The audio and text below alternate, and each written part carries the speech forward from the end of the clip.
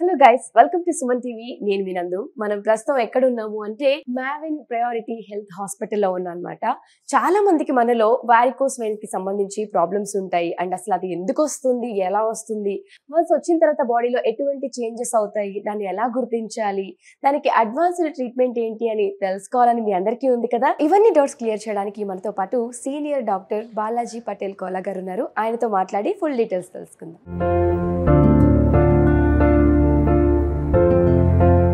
నమస్తే డాక్టర్. నమస్తే. Varicose vein రావడానికి మెడికల్ రీజన్ ఏంటి?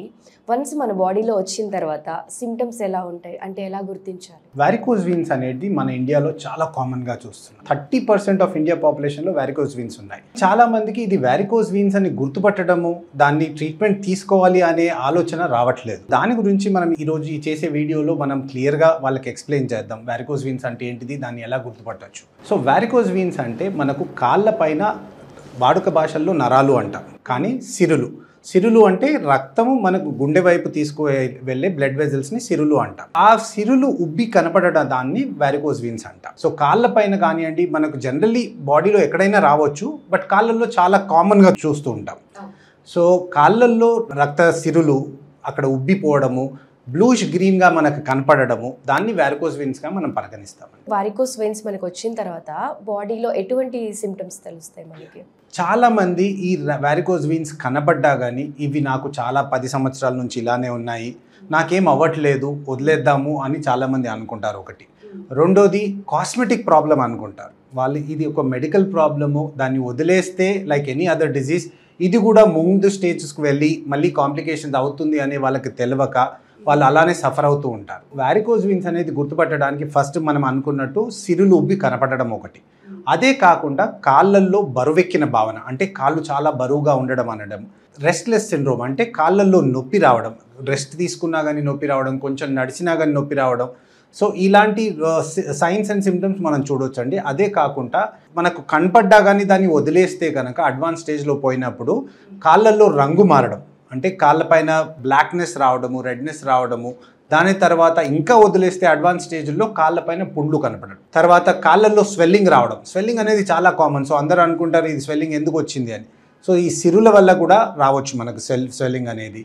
సో కాళ్ళల్లో బరువెక్కిన భావన, నొప్పి, కాళ్ళల్లో రంగు మారడం, ఇలాంటి సైన్స్ అండ్ సిమ్టమ్స్ ఎప్పుడైతే కనపడతాయో అలాంగ్ విత్ ఈ ఉబ్బిన సిరులు. సో ఇలాంటి ఏ డౌట్ ఉన్నా కానీ వాళ్ళు వచ్చేసి సింపుల్గా ఒక చిన్న టెస్ట్ చేసుకుంటే, మన కలర్ డాప్లర్ అంటాం. కలర్ డాప్లర్ అంటే మనం ప్రెగ్నెన్సీలో చేస్తాం కదండి, బేబీ బాగుందా లేదా అనేది చూస్తాం. Non invasive, non radiation. మనకు సిటీ స్కాన్లో అయితే రేడియేషన్ అవుతుంది, కానీ అల్ట్రాసౌండ్లో without radiation, without any injection మనం ఒక చిన్న టెస్ట్ ద్వారా వారికోస్ వీన్స్ ఉన్నాయా లేదా, ఈ సిరులు చెడిపోయాయా లేదా, ఈ సిరుల్లో రక్తం ఉల్టా పోతుందా లేకపోతే కరెక్ట్గా పారుతుందా అనేది తెలుసుకోవచ్చు. అంటే దీనికి ఏజ్ లిమిట్ ఉంటుందా? అంటే పలానా ఏజ్ వాళ్ళకి ఈ వారికోస్ వెయిన్స్ వస్తాయి అని, లేకపోతే చిన్న వాళ్ళ నుంచి కూడా ఇవి చూడొచ్చా? మనకు వారికోస్ వీన్స్ అనేది ఓన్లీ ఓల్డ్ ఏజ్లో వాళ్ళే చూసేవాళ్ళం, కానీ ఇప్పుడున్న పాపులేషన్లో బికాస్ ఆఫ్ దేర్ ఒబేసిటీ, అంటే లావుతనం చాలా ఎక్కువైపోవడం వల్ల, దానికి ఒకటి దగ్గర ఎక్కువసేపు కూర్చోవడం, నిల్చోవడం వల్ల, అంటే మనకు టీవీలో సీరియల్స్ ఏమన్నా ఉంటే అలానే చూసుకుంటూ మనం తినుకుంటూ ఉండడం వల్ల లావు ఎక్కడవ్వడం,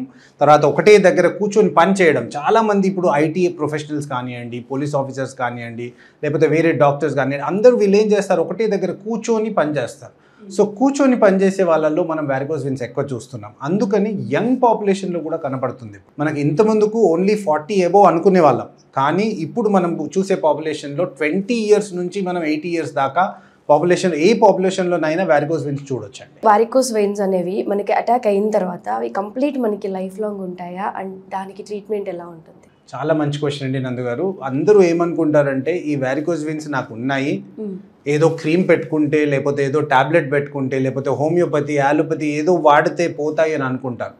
it is irreversible disease. Irreversible disease అంటే ఒకసారి సిరులు ఉబ్బాక మళ్ళీ వెనుకపోవడం అనేది ఉండదు.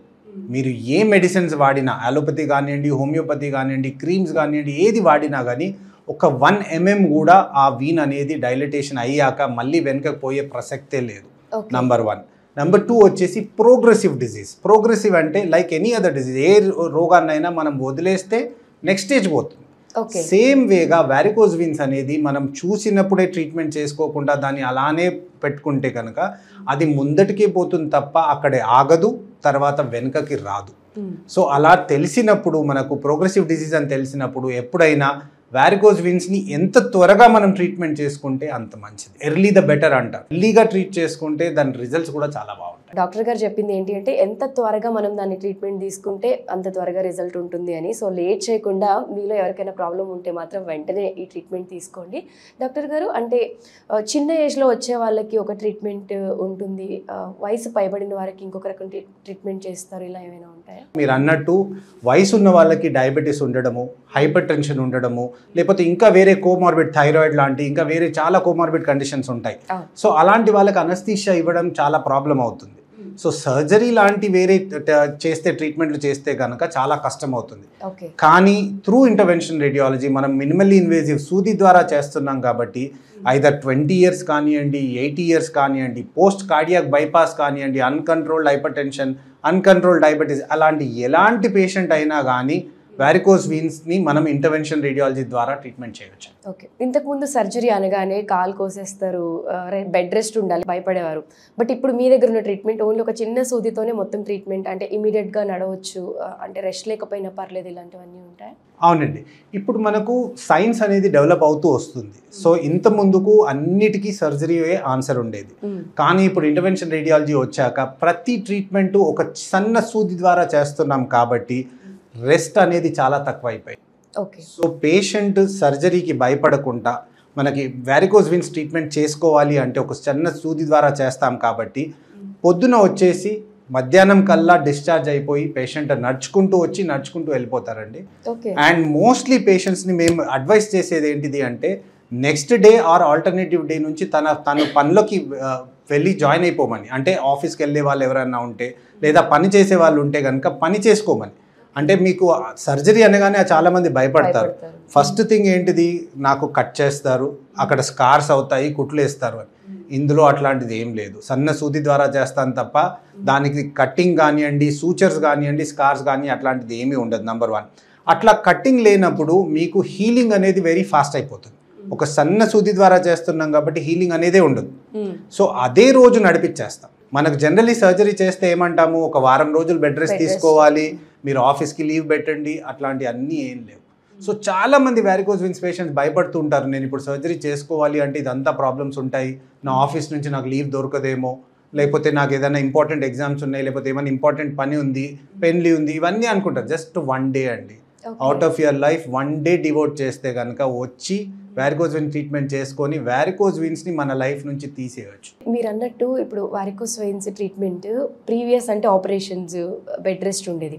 బట్ ఇప్పుడు టెక్నాలజీ మారింది కాబట్టి ఇప్పుడున్న ట్రీట్మెంట్, అడ్వాన్స్డ్ ట్రీట్మెంట్ ఏమైనా ఉందా దీనికి? సో వారికోజ్ వీన్స్ అని తెలిసాక మీరు అన్నట్టు మనం మాట్లాడుకున్నాం. ఫస్ట్ థింగ్ డాప్లర్ చేసుకోవాలి.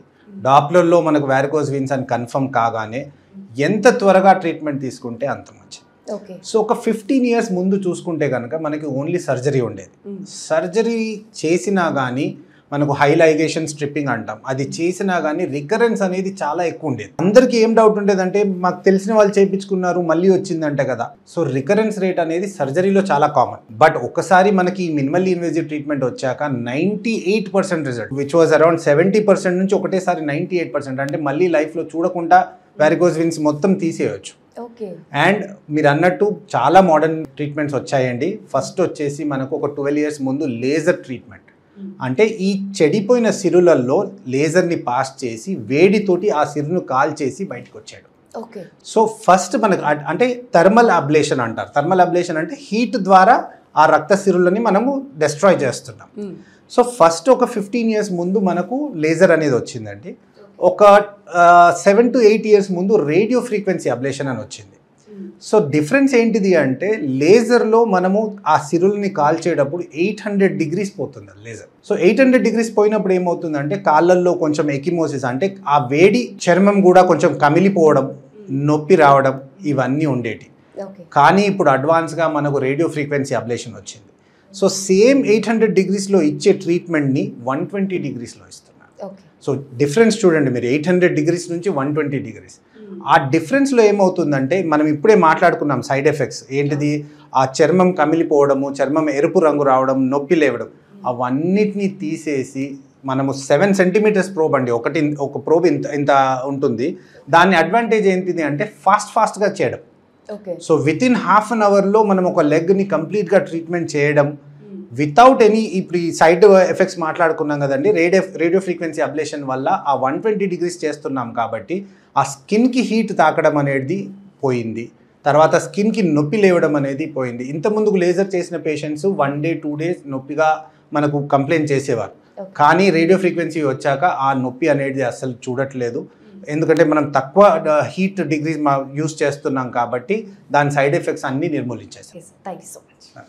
చూసారు కదా, వారికోస్ వెయిన్స్కి సంబంధించి బాలాజీ పటేల్ కోలా గారు చాలా అద్భుతంగా వివరించారు.